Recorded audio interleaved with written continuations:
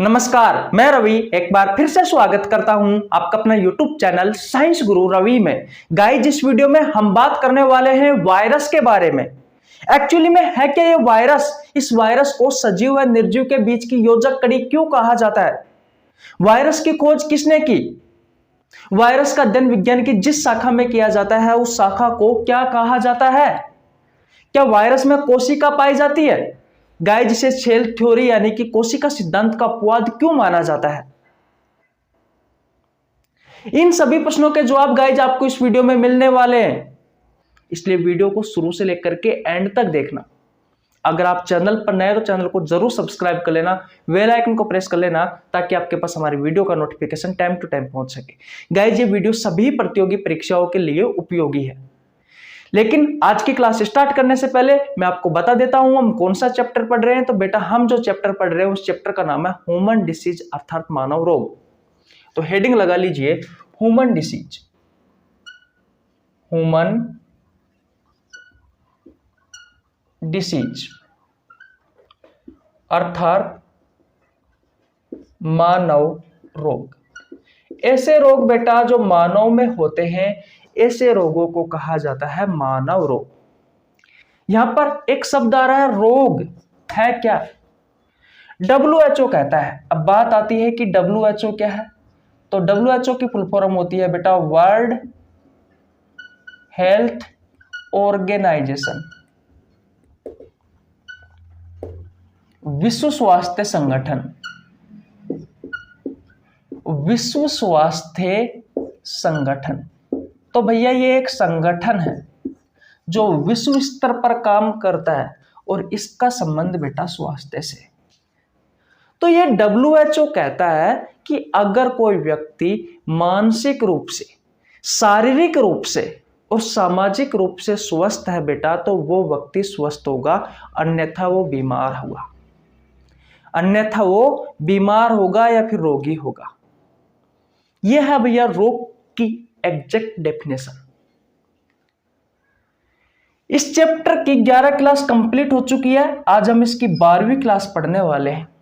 मैंने आपको मानव रोग इस चैप्टर का इंट्रोडक्शन दे दिया है। और बात करें तो हमने भैया बैक्टीरियल डिसीज भी पढ़ लिए हैं। भाई, बैक्टीरियल डिसीज भी हमने पढ़ लिए हैं। बैक्टीरियल डिसीज का मतलब होता है जीवाणु जनित रोग। ऐसा कोई रोग बेटा जो बैक्टीरिया के कारण होता है, जीवाणु के कारण होता है, ऐसे रोगों को कहा जाता है बैक्टीरियल डिसीज अर्थात जीवाणु जनित रोग। और कौन कौन से हैं बेटा ये बैक्टीरियल डिसीज? तो मैं आपको बता देता हूं। नंबर 1 पर आता है भैया टीबी, नंबर 2 पर आता है भैया न्यूमोनिया, नंबर 3 पर आता है भैया टाइफाइड, नंबर 4 पर आता है भैया सिफिलिस, नंबर 5 पर आता है भैया प्लेग,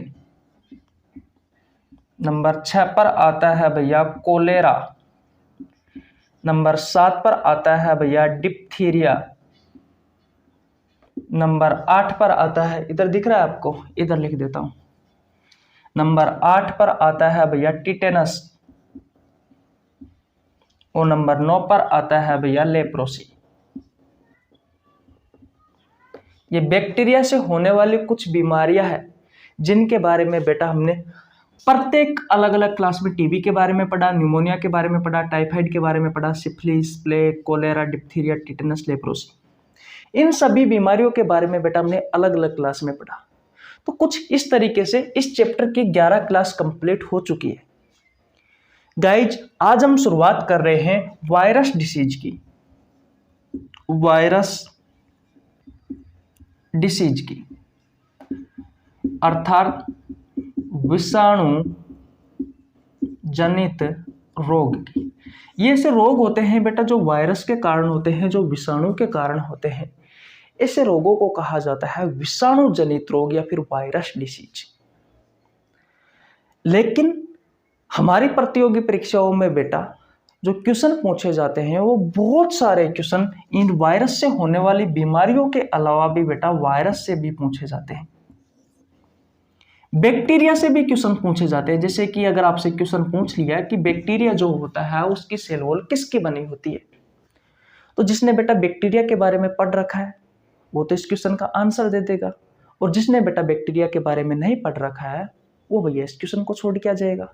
अब बैक्टीरिया से होने वाली बीमारियों के बारे में पढ़ लिया हमने, लेकिन हमें स्वयं बैक्टीरिया के बारे में नहीं पता कि एक्चुअली में बैक्टीरिया है क्या। इसलिए भैया आप अगर बैक्टीरियल डिसीज पढ़ रहे हो यानी कि जीवाणु जनित रोग पढ़ रहे हो, तो उससे पहले भैया जीवाणु के बारे में पढ़ लीजिए, यानी कि बैक्टीरिया के बारे में पढ़ लीजिए। और मैंने आपको पढ़ाया है भाई, मैंने आपको पढ़ाया है बैक्टीरिया के बारे में, उसके बाद में ही बेटा ये बैक्टीरिया से होने वाली बीमारियों के बारे में पढ़ाया था। और आज की क्लास में हम शुरुआत कर रहे हैं वायरस डिसीज यानी कि विषाणु जनित रोगों के बारे में, यानी कि ऐसे रोग होते हैं जो वायरस या विषाणु के कारण होते हैं। लेकिन उससे पहले बेटा हम वायरस के बारे में पढ़ेंगे कि एक्चुअली में ये वायरस होते क्या है। इतनी बात क्लियर है? ओके, तो स्क्रीनशॉट ले लीजिए भैया और हेडिंग लगा लीजिए वायरस। अब याद रखना बेटा, आपको क्लास पूरी देखनी है, बीच में उठ करके नहीं जाना है कि नहीं है? क्योंकि यहां से आपके प्रतियोगी परीक्षाओं में बेटा बहुत अच्छे अच्छे क्वेश्चन निकल कर आते हैं। और वो सभी क्वेश्चन आपको कब क्लियर होंगे? जब भैया आप हमारे साथ अच्छे से पढ़ेंगे, मन से पढ़ेंगे, दिल से पढ़ेंगे, तब जाकर ही तो बेटा आपको समझ में आएगी चीजें। ठीक है, इसलिए कॉपी और पेन ले लेना भैया और नोट्स बनाते हुए चलना। देखिए, जब मैंने आपको बैक्टीरिया पढ़ाया था तो मैंने आपको एक चीज बताई थी कि जो बैक्टीरिया होते हैं बेटा वो सूक्ष्म जीव होते हैं, वो माइक्रोब्स होते हैं। यानी कि ये ऐसे जीव होते हैं बेटा जिन्हें हम नग्न आंखों से नहीं देख सकते। इन्हें देखने के लिए बेटा इलेक्ट्रॉन माइक्रोस्कोप की आवश्यकता होती है। अगर मैं सीधी भाषा में बात करूं तो सूक्ष्मदर्शी की आवश्यकता होती है बेटा इन बैक्टीरियाओं को देखने के लिए। ठीक वैसे ही बेटा वायरस भी एक निम्न स्तर का जीव है। ये भी ऐसे जीव होते हैं जिन्हें हम नग्न आंखों से नहीं देख सकते। इन्हें देखने के लिए भी बेटा सूक्ष्मदर्शी की आवश्यकता होती है। और हमारे आसपास के वातावरण में बहुत सारे बैक्टीरिया, बहुत सारे वायरस घूमते रहते हैं जिन्हें हम नग्न आंखों से नहीं देख सकते। जिन्हें हम नग्न आंखों से नहीं देख सकते, और भी हो सकता है बहुत सारे बेटा सूक्ष्म जीव हो जिनके बारे में हम नहीं जानते हैं। लेकिन इस संसार में बहुत सारी ऐसी चीजें हैं बेटा जिन्हें हम नग्न आंखों से नहीं देख सकते। तो वायरस भी बेटा एक ऐसा ही जीव है जिसे हम नग्न आंखों से नहीं देख सकते। इन्हें देखने के लिए इलेक्ट्रॉन सूक्ष्म यानी कि इलेक्ट्रॉन माइक्रोस्कोप यानी कि सूक्ष्मदर्शी की आवश्यकता होती है। इतनी बात क्लियर है? तो पहला पॉइंट आपको क्या याद रखना है वायरस से संबंधित कि बेटा ये माइक्रोब्स होते हैं। माइक्रोब्स यानी कि ये सूक्ष्म जीव होते हैं। ये ऐसे जीव है जिन्हें हम नग्न आंखों से नहीं देख सकते। माइक्रोब्स जिन्हें हम नग्न आंखों से नहीं देख सकते, इन्हें देखने के लिए बेटा सूक्ष्मदर्शी की आवश्यकता होती है। जैसे मैं आपको एग्जांपल देता हूं, एक बैक्टीरिया का एग्जांपल, चलो वायरस का एग्जांपल देता हूं। जब भी हमें कोई वायरस से होने वाली कोई बीमारी है, जैसे कि किसी वायरस के इन्फेक्शन के कारण हमें कोई बीमारी हुई, तो आप डॉक्टर के पास जाते हो। डॉक्टर क्या करता है, आपका ब्लड का सैंपल लेता है और बेटा ब्लड का सैंपल लेकर उस ब्लड को आपके माइक्रोस्कोप पर देखता है। उस ब्लड को माइक्रोस्कोप पर देखता है और बेटा ब्लड में अगर आपको वायरस दिखा, अब वायरस भी अलग अलग प्रजाति के होते हैं, वायरस भी अलग अलग होते हैं, तो वो वायरस को देखकर ही आपको बता देते हैं कि भैया आपको ये बीमारी है। जैसे कि अगर मैं बैक्टीरिया के बारे में बात करूं तो माइकोबैक्टीरियम ट्यूबरकुलोसिस बैक्टीरिया एक बैक्टीरिया होता है जिसके कारण आपको टीबी होती है। तो डॉक्टर क्या करता है, आपके ब्लड में बेटा देखता है कि भैया ये एमटीबी यानी कि माइकोबैक्टीरियम ट्यूबरकुलोसिस बैक्टीरिया ये है या नहीं है। अगर है तो आपको बोल देगा कि आपको टीबी है, अगर नहीं है तो कोई बात नहीं है, आप सही हो, नॉर्मल दवाइयाँ देकर आपको भेज देगा घर पे। तो कुछ इस तरीके से बेटा मेरा कहने का मतलब यह है कि जो वायरस होते हैं ये बेटा माइक्रोब्स होते हैं, यानी कि सूक्ष्म जीव होते हैं। इन्हें हम नग्न आंखों से नहीं देख सकते, इन्हें देखने के लिए सूक्ष्मदर्शी की आवश्यकता होती है। ये तो पहला पॉइंट हो गया, अच्छे से क्लियर हो गया। और बात करते हैं बेटा, ये जो वायरस होता है, ये वायरस होता है, इसे सजीव व निर्जीव के बीच की योजक कड़ी कहा जाता है। क्यों कहा जाता है अभी मैं आपको बताऊंगा। देखो, लिविंग यानी कि सजीव, और भैया नॉन लिविंग यानी कि निर्जीव।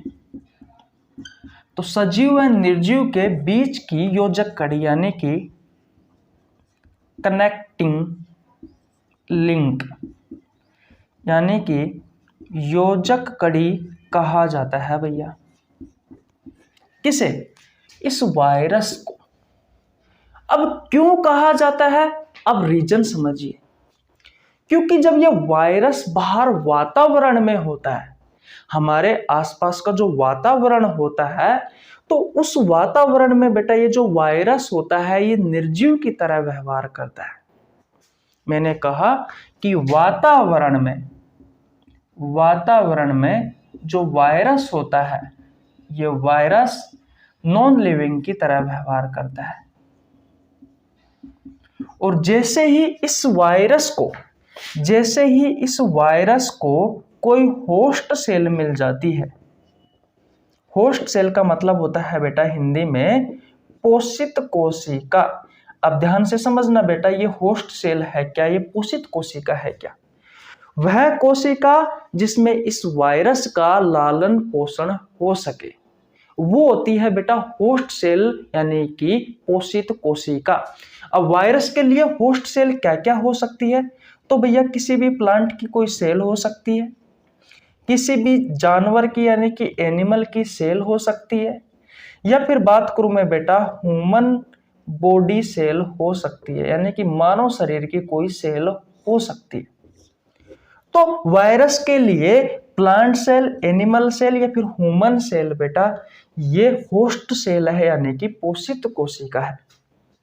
क्योंकि ये जो वायरस होता है ये भैया बाहरी वातावरण में निर्जीव की तरह कार्य करता है, लेकिन जैसे ही इसे कोई होस्ट सेल मिल जाती है तो बेटा ये अपनी फोटोकॉपी बनाने लग जाता है, रिप्रोडक्शन करने लग जाता है, अपने जैसे नई प्रजाति यानी कि अपने जैसे जीव बनाने लग जाता है, यानी कि और भी वायरस बनाने लग जाता है। जब इसे बेटा होस्ट सेल मिल जाती है यानी कि पोषित कोशिका मिल जाती है। अब पोषित कोशिका का मतलब क्या है? जिसमें वायरस का लालन पोषण हो सके। और वायरस के लिए होस्ट सेल क्या क्या है? प्लांट सेल, एनिमल सेल और ह्यूमन सेल। आ गई बात समझ में आपको? तो इस वजह से बेटा ये जो होता है वायरस, इस वायरस को सजीव व निर्जीव के बीच की योजक कड़ी कहा जाता है, क्योंकि ये बेटा वातावरण में तो निर्जीव की तरह कार्य करता है। कौन? वायरस, यानी कि निर्जीव की तरह व्यवहार करता है। और जैसे इसे कोई होस्ट सेल यानी कि पोषित कोशिका मिल जाती है तो भैया ये सजीव की तरह व्यवहार करने लग जाता है। कौन? आपका वायरस। इस वजह से बेटा वायरस को सजीव व निर्जीव के बीच की योजक कड़ी कहा जाता है। इतनी बात क्लियर? अब मैं आपसे क्वेश्चन पूछता हूं, ये कहानी आपको समझ में आ गई ना पहले तक कि क्यों कहा जाता है बेटे से सजीव व निर्जीव के बीच की योजक कड़ी। अब मैं आपसे क्वेश्चन पूछता हूं कि जो कि वायरस है बेटा, क्या वायरस में कोशिका पाई जाती है? भाई वो वायरस होता है, क्या इस वायरस में कोशिका पाई जाती है? देखिए बेटा, जो वायरस होता है इस वायरस में कोशिका नहीं पाई जाती, इस वायरस में कोशिका नहीं पाई जाती, इस वायरस में सेल नहीं पाई जाती, इस वायरस में सेल नहीं पाई जाती।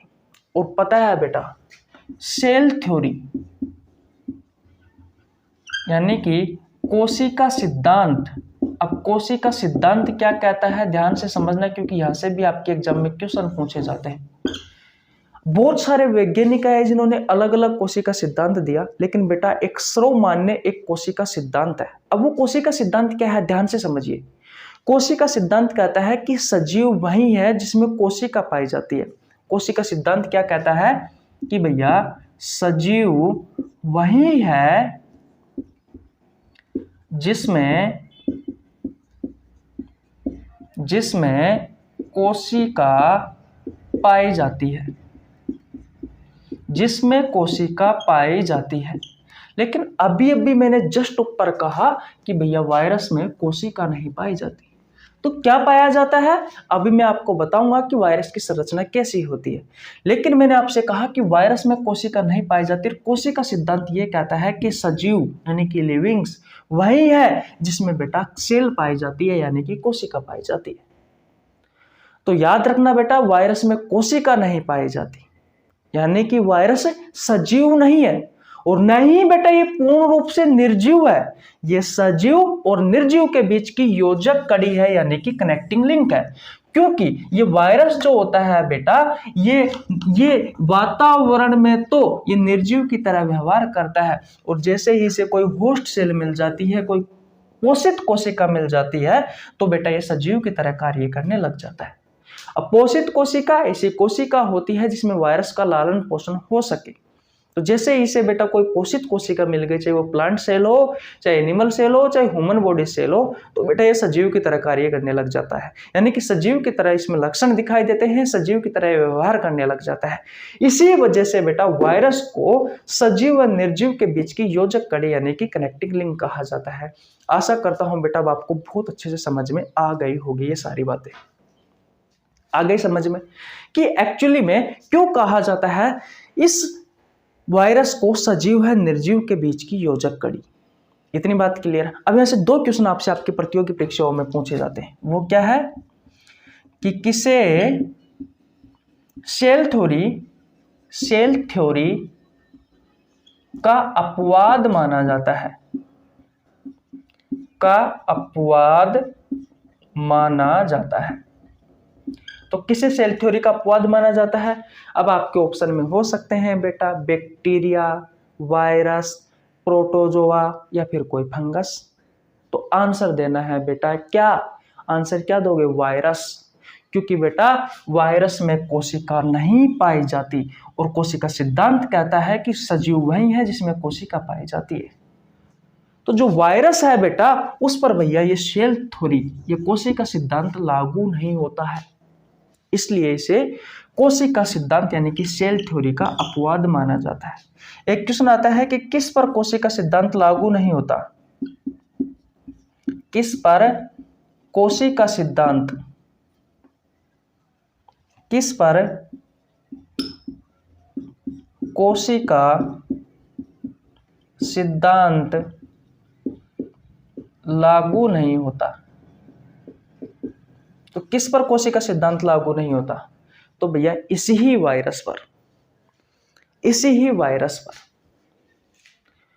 क्यों? क्योंकि कोशिका सिद्धांत कहता है कि सजीव वही है जिसमें कोशिका पाई जाती है, लेकिन इसमें कोशिका नहीं पाई जाती। अब बात आती है कि इस वायरस में क्या पाया जाता है जिसके कारण ये वातावरण में तो निर्जीव की तरह कार्य करता है, यानी कि निर्जीव की तरह लक्षण दिखाता है, निर्जीव की तरह व्यवहार दिखाता है, लेकिन जैसे इसे कोई होस्ट सेल मिली यानी कि कोई पोषित कोशिका मिली तो ये सजीव की तरह व्यवहार करने क्यों लग जाता है? आइए समझते हैं। अगर आपने स्क्रीनशॉट ले लिया है और अगर आपको समझ में आ गई है तो वीडियो को लाइक कर दीजिए, आपके छोटे भाई के लिए एक प्यारा सा कमेंट कर दीजिए, चैनल पर नहीं तो चैनल को जरूर सब्सक्राइब कर लेना। मैं मिटा देता हूं बेटा और आगे चलते हैं। आशा करता हूं बेटा अब तक मैंने आपको जो पढ़ाया है वो सारी चीजें आपको समझ में आ गई होगी। आसान है, हो सकता है कि आपको समझ में कम आया हो तो बेटा वीडियो को रिपीट करके देख लेना। अगर आपको फिर भी कोई डाउट है तो बेटा कमेंट बॉक्स खुला पड़ा हुआ है, आप पूछ सकते हो। अब वायरस में कोशिका नहीं पाई जाती तो वायरस में क्या पाया जाता है? बात ये आती है भैया कि वायरस में क्या पाया जाता है। तो देखिए बेटा वायरस में क्या पाया जाता है, वायरस की जो संरचना होती है उसके बारे में देखते हैं। भाई वायरस की जो संरचना होती है उसके बारे में देखते हैं। देखिए बेटा, हाँ देखो इधर जो वायरस होता है उसकी संरचना कुछ इस तरीके से दिखाई देती है आपको। ऐसे ऐसे वायरस दिखाई देता है और कुछ ऐसे दिखाई देता होगा। तो देखिए बेटा, ये जो होता है ये होता है भैया कैप्सिड वाला भाग, ये होता है बेटा कैप्सिड वाला भाग, कैप्सिड वाला भाग, कैप्सिड पार्ट, इसे आवरण भी कहा जाता है। और बेटा ये प्रोटीन का बना होता है। किसका बना होता है? प्रोटीन का। और मैं आपको बता दूं बेटा, ये वाला जो भाग है यहां से लेकर के यहां तक, ये सिर वाला भाग होता है, हेड, ये हेड पार्ट है। और ये बेटा टेल पार्ट होता है, यानी कि पूंछ वाला भाग होता है। और ये जो सिर वाला भाग है बेटा, इसमें बीच में क्या पाया जाता है? इसमें पाया जाता है जेनेटिक मटेरियल, यानी कि आनुवांशिक पदार्थ, आनुवांशिक पदार्थ पाया जाता है। क्या पाया जाता है बेटा? इसमें आनुवांशिक पदार्थ, जेनेटिक मटेरियल पाया जाता है। या फिर आप कह सकते हो कि न्यूक्लिक एसिड पाया जाता है। न्यूक्लिक एसिड यानी कि न्यूक्लिक अम्ल पाया जाता है। अब कोशिका विज्ञान वाला चैप्टर, साइटोलॉजी वाला चैप्टर पढ़ा है आपने? अगर पढ़ा है तो आपको पता होगा बेटा, न्यूक्लिक एसिड दो प्रकार का होता है, एक होता है डीएनए और एक होता है आरएनए।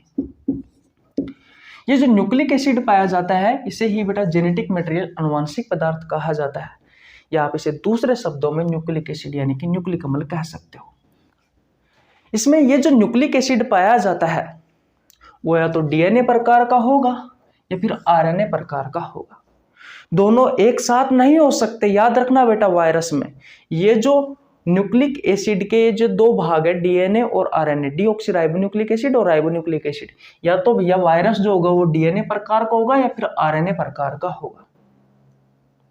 या तो वायरस आपका डीएनए प्रकार का होगा या फिर आरएनए प्रकार का होगा। इस बात के बारे में आपको ध्यान रखना है। तो ये अनुवांशिक पदार्थ है बेटा, और इसी अनुवांशिक पदार्थ के कारण बेटा ये वातावरण में निर्जीव की तरह कार्य करते हैं। जैसे इसने कोई होस्ट सेल मिल जाती है, कोई पोषित कोशिका मिल जाती है बेटा, तो ये सजीव की तरह व्यवहार करने लग जाते हैं। ये रिप्रोडक्शन यानी कि प्रजनन करने लग जाते हैं, अपनी फोटोकॉपी बनाने लग जाते हैं। सजीवों की तरह इसमें लक्षण आ जाता है बेटा। इतनी बात क्लियर है? किसी को कोई प्रॉब्लम यहाँ तक बिल्कुल नहीं होनी चाहिए। देखो, मैंने अभी आपसे कहा कि जो वायरस होता है उसमें कोशिका नहीं पाई जाती, तो कोशिका नहीं पाई जाती तो क्या पाया जाता है? तो न्यूक्लिक एसिड पाया जाता है। या तो डीएनए प्रकार का न्यूक्लिक एसिड होगा या फिर आरएनए प्रकार का न्यूक्लिक एसिड होगा, या फिर आप कह सकते हो कि इसमें जेनेटिक मटेरियल यानी कि आनुवंशिक पदार्थ पाया जाता है। यहाँ तक कोई परेशानी आपको बिल्कुल नहीं होनी चाहिए। स्क्रीनशॉट ले लीजिए भैया। देखिए भैया, और आगे बात करते हैं वायरस के बारे में। ये कुछ इस तरीके की आपको वायरस की संरचना दिखाई देती है। अब मैंने कहा कि वायरस या तो डीएनए प्रकार का होगा या फिर आरएनए प्रकार का होगा। अभी कोविड-19 के समय आपने देखा होगा कोरोना वायरस, तो जो कोरोना वायरस था बेटा, ये कोरोना वायरस एक आरएनए प्रकार का वायरस था। एचआईवी वायरस, ये एचआईवी वायरस भी बेटा एक आरएनए प्रकार का वायरस है। इन सभी के बारे में आपको बताएंगे। और बताता हूं आपको, हिपेटाइटस वायरस, जो हिपेटाइटस वायरस है बेटा, ये एक डीएनए प्रकार का वायरस है। तो कुछ इस तरीके से भी क्वेश्चन पूछे जा सकते हैं, निम्न में से कौन सा एक डीएनए वायरस है, निम्न में से कौन सा एक एचआईवी वायरस है। लेकिन अगर आप रेलवे और एसएससी की तैयारी कर रहे हो तो बेटा कोई दिक्कत वाली बात नहीं है, क्योंकि इतने डीपली क्वेश्चन नहीं पूछे जाते। लेकिन मेरा फर्ज बनता है, अगर मैं आपको वायरस के बारे में पढ़ा रहा हूं तो वायरस के बारे में सभी चीजों को बताऊं। इतनी बात क्लियर है? किसी को कोई परेशानी यहाँ तक बिल्कुल नहीं होनी चाहिए। और आगे बढ़ते हैं बेटा, वायरस से संबंधित और महत्वपूर्ण तथ्यों के बारे में जानते हैं। जैसे कि वायरस के बारे में अध्ययन विज्ञान की जिस शाखा में किया जाता है उस शाखा को क्या कहा जाता है? भाई वायरस के बारे में आप स्टडी करते हो तो विज्ञान की जिस शाखा में करते हो उस शाखा को कहा जाता है वायरोलॉजी। क्या कहा जाता है बेटा? वायरोलॉजी। वायरोलॉजी विज्ञान की वह शाखा है जिसमें आपको भैया वायरस के बारे में सीखने को मिलेगा, वायरस के बारे में जानने को मिलेगा। बात आती है कि वायरस की खोज किसने की, इसकी डिस्कवरी किसने की भैया, भाई वायरस की खोज किसने की, जो वायरस है इस वायरस की खोज किसने की, क्या इवोन्स्की इवोन्स्की नाम का एक वैज्ञानिक था बेटा, इवोन्स्की क्या नाम था, इवोन्स्की नामक वैज्ञानिक ने बेटा वायरस की खोज की थी। स्पेलिंग यही है, अब ये मुझे नहीं पता कि मैं प्रोनाउंस सही कर रहा हूं या गलत कर रहा हूं, लेकिन इवोन्स्की नाम के वैज्ञानिक ने भैया वायरस की खोज की थी। और इसका अध्ययन विज्ञान की जिस शाखा में करते हैं उस शाखा को वायरोलॉजी कहा जाता है। इतनी बात क्लियर है, यहां तक किसी को कोई परेशानी बिल्कुल नहीं होनी चाहिए। अब बात आती है भैया, आगे बढ़ते हैं। देखिए जो वायरस होता है ना बेटा, उसे 3 कैटेगरी में बांटा गया है। पहला होता है प्लांट वायरस यानी कि पादप विषाणु। ये से विषाणु होते हैं बेटा जो प्लांट में इन्फेक्शन करते हैं, प्लांट में रोग पैदा करते हैं, प्लांट में बीमारी करते हैं। और सबसे पहले जो खोजा गया वायरस था बेटा वो भी एक प्लांटी वायरस था, और उस वायरस का नाम है टोबैको मोज़ेक वायरस। ये बेटा पहला खोजा गया वायरस था, और ये खोजा गया था भैया तंबाकू का जो पौधा होता है उस तंबाकू के पेड़ से भैया ये वायरस खोजा गया था, टोबैको मोज़ेक वायरस। और सबसे पहले किस वायरस की खोज हुई थी, तो इसी प्लांट वायरस की खोज हुई थी बेटा। याद रखना, आपके एग्जाम का क्वेश्चन है, सबसे पहले किस वायरस की खोज हुई, तो प्लांट वायरस की खोज हुई थी। उस प्लांट वायरस का नाम क्या है, तो टोबैको मोज़ेक वायरस। किसने की थी, इस इवोन्स्की ने की थी भैया। ये टोबैको मोज़ेक जो वायरस है ये मिला था भैया तंबाकू के पौधे पर। अब देखिए जब इसकी खोज हुई तो ये जो वायरस है इस वायरस ने भैया जो तंबाकू की जो पत्तियां होती है उनमें इन्फेक्शन कर रखा था। सबसे पहले इसके जो लक्षण दिखाई देते हैं इस वायरस के, कि इस वायरस का लक्षण क्या है, कहने का मतलब अगर ये वायरस, मैंने कहा कि इस वायरस को तंबाकू के पेड़ में खोजा गया था, तो खोजा गया था वहां पर क्या क्या इसके लक्षण देखने को मिले बेटा। देखो इन्होंने तंबाकू की जो पत्ती होती है उस पत्ती पर इन्फेक्शन कर रखा था, तो सबसे पहले इस वायरस के कारण उस पौधे की यानी तंबाकू का जो पौधा था उसकी पत्तियों में छोटे छोटे छिद्र हुए। उसके बाद में बेटा वो जो पत्तियां थी उस पत्तियों का रंग पीला हुआ, थोड़ा थोड़ा पीला हुआ। उसके बाद में बेटा वो पत्तियां सूख करके नीचे गिर गई और धीरे धीरे बेटा वो सारा का सारा ही पौधा नष्ट हो गया। तो इतना इफेक्टिव होता है बेटा ये टोबैको मोज़ेक वायरस। और सबसे पहले इसी वायरस की खोज की गई थी भैया, प्लांट वायरस खोजा गया था सबसे पहले, और उस प्लांट वायरस का नाम क्या है, तो टोबैको मोज़ेक वायरस है। एक और होता है बेटा पोटैटो मोज़ेक वायरस।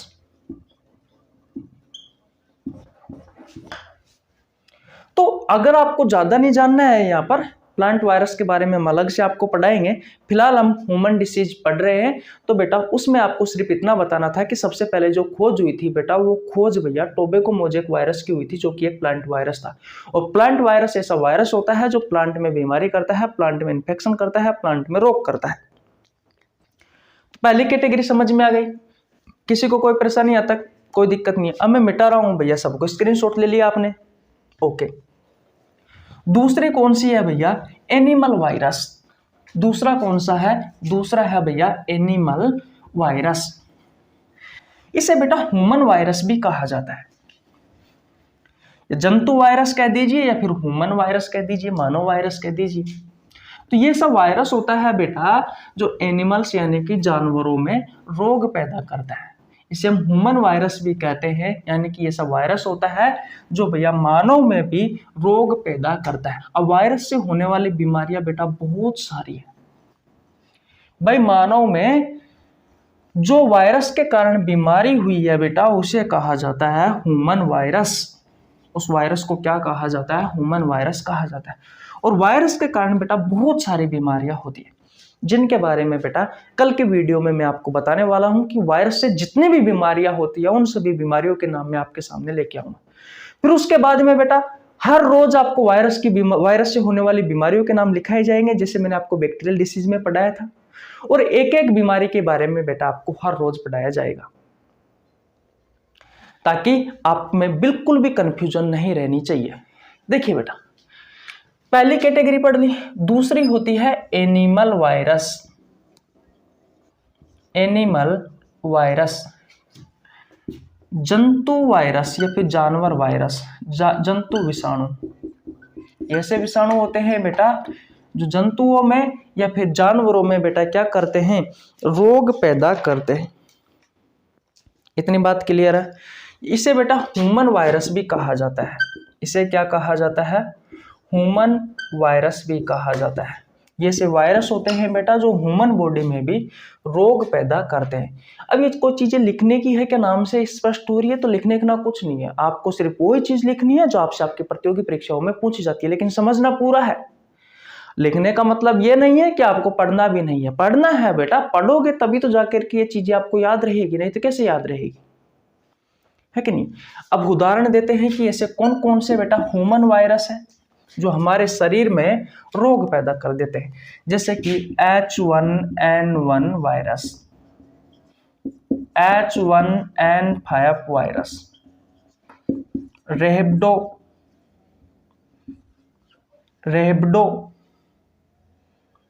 ये रेबडो की स्पेलिंग सही है क्या, रेबडो, ये स्पेलिंग गलत है भैया, रेबडो वायरस, रेबडो,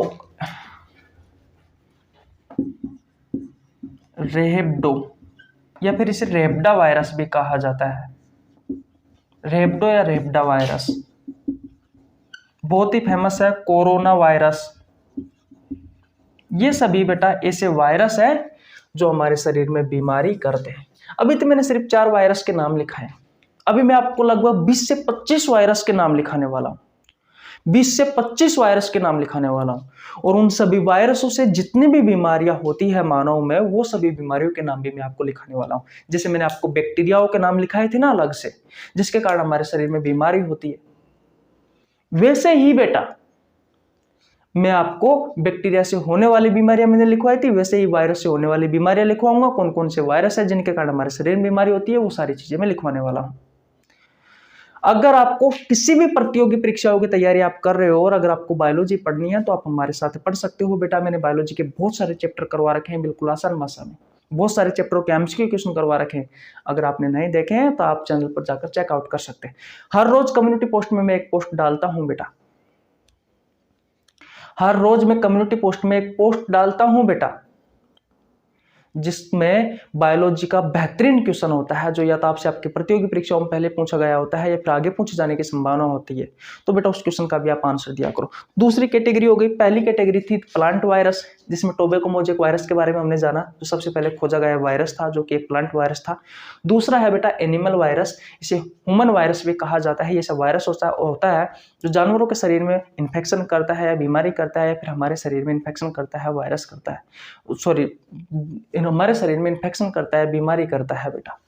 अब हमारे शरीर में कुछ ऐसे वायरस है जिनके मैंने आपको यहाँ पर नाम लिखे हैं, जैसे कि H1N1 virus, H1N5 virus, rhabdo virus, retro virus, rhino virus, corona virus. ये सभी जो वायरस है बेटा, इन्हीं के कारण हमारे शरीर में बीमारी होती है।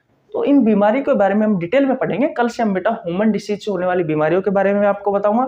परसों के दिन कौन कौन से ऐसे वायरस है जिनके कारण हमारे शरीर में बीमारी होती है, और उसके बाद में एक एक करके वायरस से होने वाली बीमारियों के बारे में पढ़ेंगे। इतनी बात क्लियर? ओके, तो स्क्रीनशॉट ले लीजिए। नंबर 3 पर हम पढ़ने वाले हैं बेटा बैक्टीरियोफेज वायरस के बारे में। नंबर 3 पर कौन सी कैटेगरी है? बैक्टीरियोफेज वायरस, जीवाणु भक्षी वायरस या विषाणु। ये ऐसे वायरस होते हैं बेटा जो जीवाणुओं को नष्ट करते हैं, बैक्टीरियाओं को नष्ट करते हैं। इन्हें बेटा बैक्टीरियो ईटिंग वायरस भी कहा जाता है। बैक्टीरियो ईटिंग वायरस भी कहा जाता है, क्योंकि ये बैक्टीरियाओं को नष्ट करते हैं, बैक्टीरियाओं को खा जाते हैं बेटा, इसलिए इन्हें बैक्टीरिया ईटिंग